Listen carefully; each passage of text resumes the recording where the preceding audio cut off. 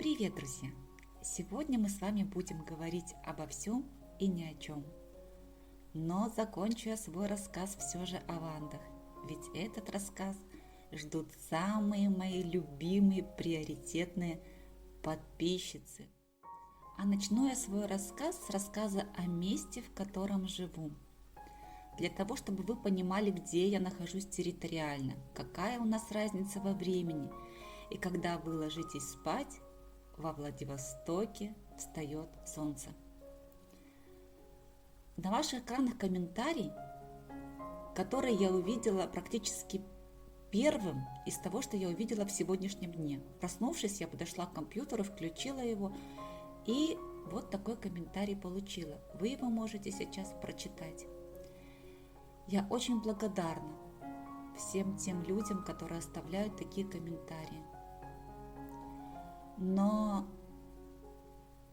вам этот комментарий я показываю не для того, чтобы в очередной раз выразить свою безмерную благодарность каждому подписчику, а для того, чтобы направить вас в нужное русло. Друзья, каналу всего 3 недели. Это очень маленький срок для того, чтобы говорить о каком-то, вообще о чем-то говорить. Но в то же время это очень уже большой срок для выхода информативного материала на нем. На канале уже есть больше 20 роликов, в каждом из которых, как в сериале, я рассказываю что-то важное. Что-то из своих наблюдений, что-то из своего анализа, что-то просто из своих умозаключений. Смотреть надо все.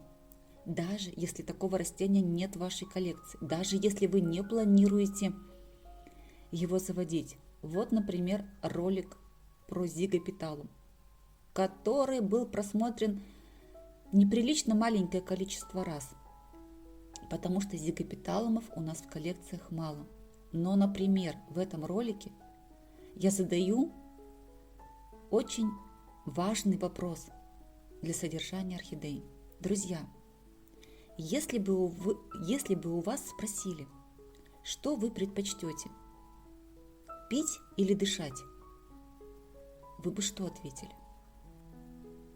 Наверное, вы бы сказали, что вы хотите и то, и другое. И я там рассказываю, почему для орхидеи так важно и пить, и дышать одновременно. Почему, определяя свои орхидеи в закрытые системы, в глухие горшки, только с отверстиями на дне горшка, мы допускаем ошибку. Посмотрите все ролики. В этих роликах уже есть ответы на вопрос, как поливать малышей, больных и ослабленных. Есть ответ на вопрос, как поливать взрослые, красивые и большие растения, чья корневая система уже достигла дна горшка и опутала ее полностью. Такие ролики уже есть. Ребята, смотрим внимательно, смотрим от начала и до конца. Это, конечно же, для тех, кто пришел на канал постигать и познавать что-то новое, впитывать в себя информацию, как губка впитывает в себя воду. Те, которые пришли смотреть на красивые растения, и для них здесь будет ряд видеороликов. Просто ролики с музыкой, ролики с красивым цветением. Ведь вы уже все заметили, этого добра у меня много, очень много. Поэтому я буду стараться выполнять потребности всех зрителей. Но для тех, кто пришел учиться, я еще раз проговорю, пожалуйста, смотрите все ролики, которые озвучены голосом. В каждом из них, в каждом есть зерно знания. И пока вы будете изучать эту информацию, я понимаю, что на это потребуется какое-то время для того, чтобы все это в себя принять и в себе переварить, усвоить, так сказать. В это время я с теми зрителями, которые со мной с самого начала, с самых первых дней, они смотрят эти ролики уже 3 недели, с ними я буду продолжать двигаться дальше. С ними мы будем изучать уже вопросы, о чем они задавали с самого начала, что им было интересно. Мы будем говорить о вандах, об этих королевах, царицах орхидей, которыми я просто восхищаюсь, которых боготворю. Новичкам, которые и мысли в голове еще не держат о вандах, все равно нужно эти видео смотреть. Видео будет не одно, будет цикл видео, потому что в одно видео я не могу уместить весь тот багаж знаний, который у меня есть. Это как уместить на велосипед 10 чемоданов. Ну как? Я не знаю. Поэтому видео будет не одно. И всем смотреть видео о вандах. Почему? Потому что я уже говорила. Свое глубокое понимание орхидей в принципе я получила именно наблюдая за вандами. Они для меня как раз-таки оказались легко читаемыми, потому что они были голыми. Вот вы знаете, как вот человек перед тобой голый и сразу не прикрытый, да, чем-то. Ты на него смотришь как незашоренными глазами. Так и здесь. Все ванды у меня содержатся с открытой корневой. И именно это позволило мне их понять. И именно об этом будет следующая череда видеороликов. Друзья, присоединяйтесь. Рассказывать буду как для себя. Вот если бы я сама уже с теми знаниями, какие у меня есть, снова оказалась бы в точке отправления. И мне бы снова пришлось покупать свою первую ванду. Вот с этой позиции я и начну свой рассказ. Приобретая ванду, я прежде всего не стала бы покупать молодое растение или растение из азиатских закупок, которое вы не видите, которое вы не можете выбрать. Почему? Потому что у молодого растения оно может прийти к вам не цветшим. В азиатских закупках обычно пишут «готовое к цветению». Это значит, что растение еще не цвело. Для инициации цветения нужен опыт. Если у вас этого опыта нет, вы можете просто обжечься. У вас не получится с первого раза, и вы скажете: вот не для меня, эти прекрасные растения не мое, они не могут в моих условиях, у меня уже 5 лет ванда, и она не цветет. Купите себе взрослое, голландское и, что главное, уже цветшее растение. Причем цветшее не один раз. Выбирая себе растения, смотрите, чтобы пеньков от бывших цветоносов было достаточно много. И желательно, чтобы эти пеньки располагались не с одной стороны, а с обеих, чтобы растение могло цвести с 2 параллельных пазух, то есть чтобы цветение было с 2 цветоносов. Тогда орхидея будет у вас цвести часто и регулярно. Это важно. Отложите себе это в голову. У меня возможности выбора моих орхидей не было. Покупая их, как и все свои орхидеи, я беру кота в мешке. Только одну единственную орхидею в своей коллекции я выбирала сама из 2 орхидей в наличии в нашем продуктовом магазине Самбери, в супермаркете Самбери. Покупала на свой день рождения, среди зимы. Несла домой полчаса при -11. В общем, все сделала как надо. Эта орхидея теперь стоит на почетном месте моего комода. Вы ее все можете видеть на фотографиях. Это орхидея нежного желто-лимонного цвета. Сейчас она цветет на 2 шикарнейших цветоноса. Цветоносы с ответвлением, и создается необыкновенно прекрасная шапка цветов. Если выбора у вас так же, как у меня, нет, и вы вынуждены покупать растения издалека, ну что же, будем работать с тем, что есть. И, предположим, мы получили такие орхидею и принесли ее в свой дом. Осматривая растение, мы видим, что корневая система находится в такой черной пластиковой коробочке. Обычно рекомендуют эту коробочку снять. За нее крепится специальный металлический держатель, и орхидею на этом держателе можно содержать на подвесе. Я эти держатели снимаю и не использую. Почему? Я пробовала действовать таким образом. Я пробовала, и меня результат не удовлетворил. И поэтому я стала искать другие пути. Почему не удовлетворил? Потому что при поливе, при постоянном переносе этих растений с большим объемом корней, я этими корнями везде цепляла, я корни эти ломала. И вообще поливать растения с открытой, неоформленной корневой системой крайне неудобно и для самого растения травматично. Вот если у вас растение просто висит где-то, где вы можете его без конца обливать и поливать, ну типа теплицы или типа открытого балкона, я не знаю, на улице, на веранде, то это одно дело. Если вам постоянно приходится это растение снимать откуда-то и нести куда-то, там поливать и возвращать потом растение обратно, это нереально в квартирных условиях. Поэтому я, как всегда, подключила свой аналитический ум и стала искать ответ для себя. Мне нужно было, чтобы это было эстетично.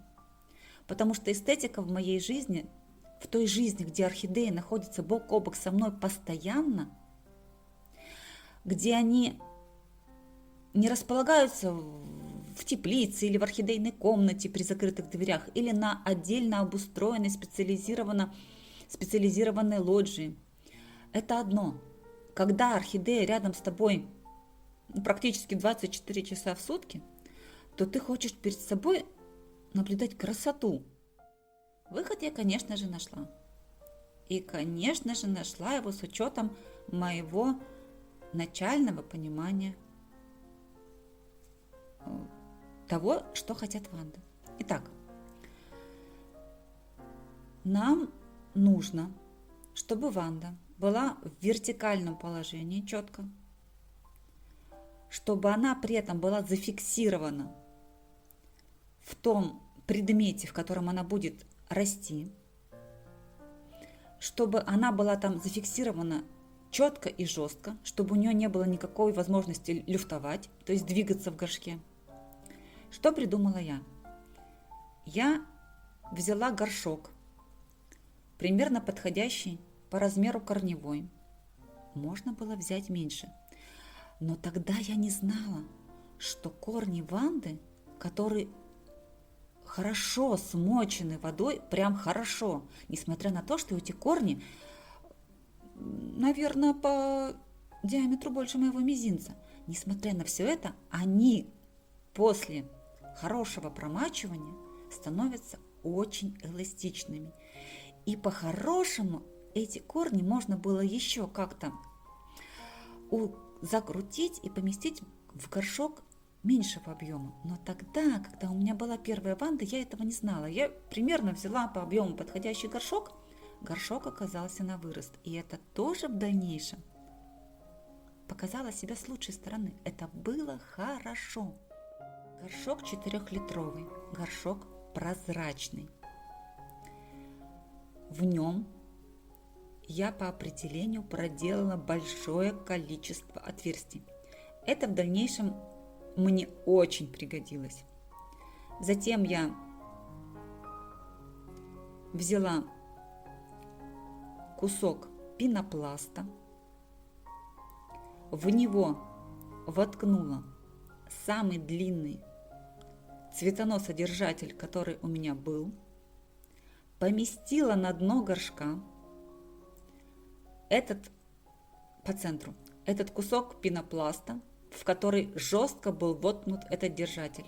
Представили конструкцию? Горшок, на дно пенопласт, в пенопласт палка длинная. Пусть это будет не цветоносный держатель.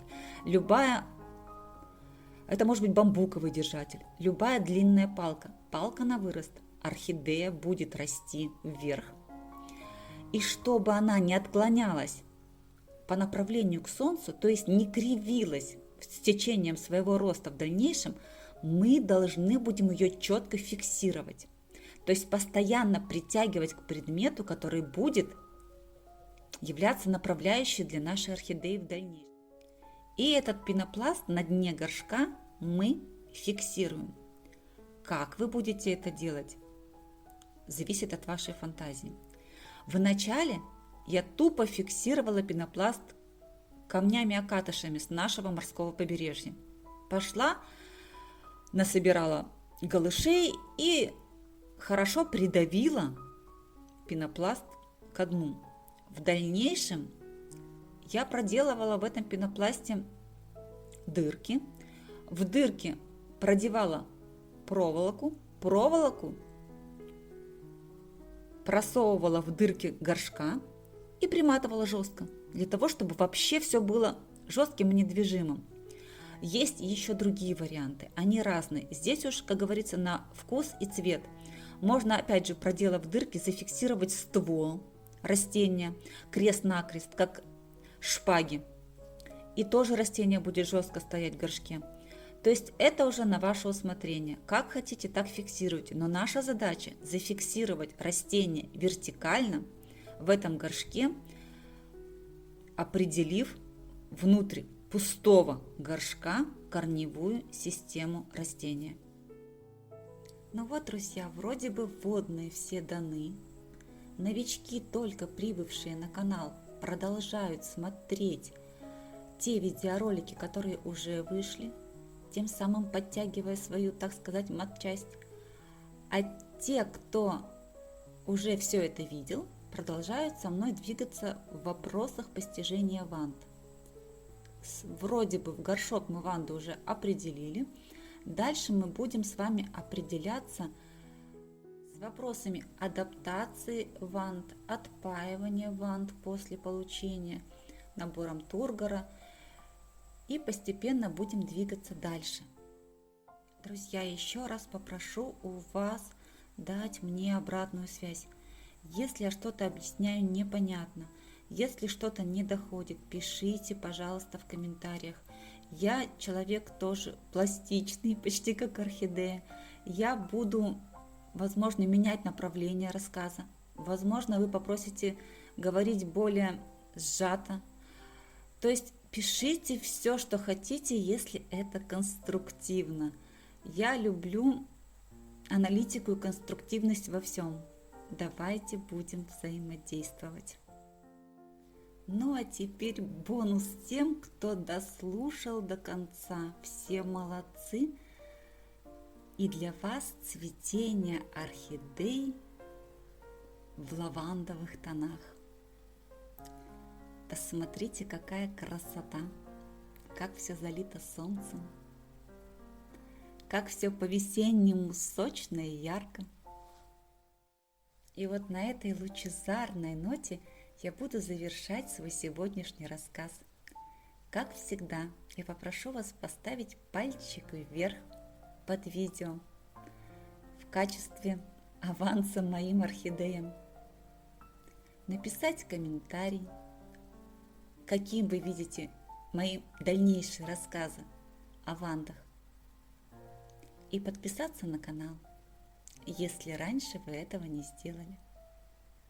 Нажав на колокольчик, вы будете получать уведомления первыми о выходе нового ролика.